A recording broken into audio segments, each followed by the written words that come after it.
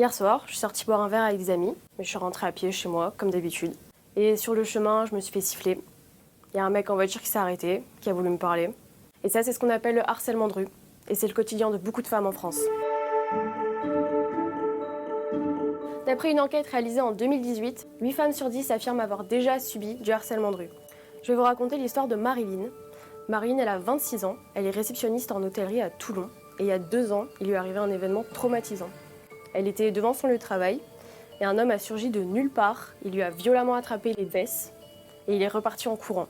Elle voulait courir, elle voulait le rattraper, mais c'était pas possible. Son corps, il en était incapable. Et ça a duré quelques minutes. Et ça s'appelle l'état de sidération psychique. C'est un mécanisme psychologique et neurobiologique de sauvegarde qui se déclenche lors d'un traumatisme. Dans le cas spécifique d'une agression, le cerveau ne comprend plus ce qui se passe, il ne sait pas à quoi comparer ce qui lui arrive, et du coup c'est la panique. C'est un état de stress extrême, nous n'avons plus accès à la parole, nous n'avons plus accès à la pensée, et c'est le vide total.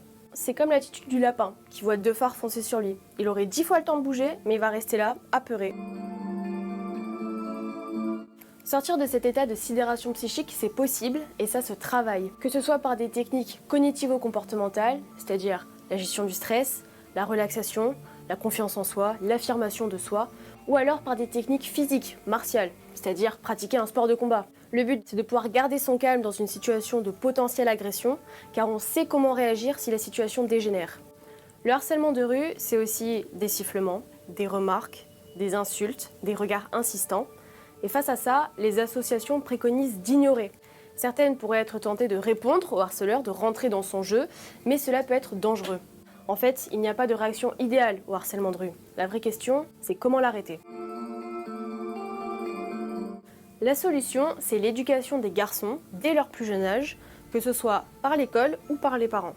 Il faut leur apprendre à différencier la drague du harcèlement, et cela passe par le consentement. Si vous abordez quelqu'un dans la rue, soyez attentif à son comportement. Si elle dit non, ou qu'elle s'éloigne ou qu'elle presse le pas, respectez sa décision. N'insistez pas. Sinon, c'est réduire cette personne à un objet sexuel.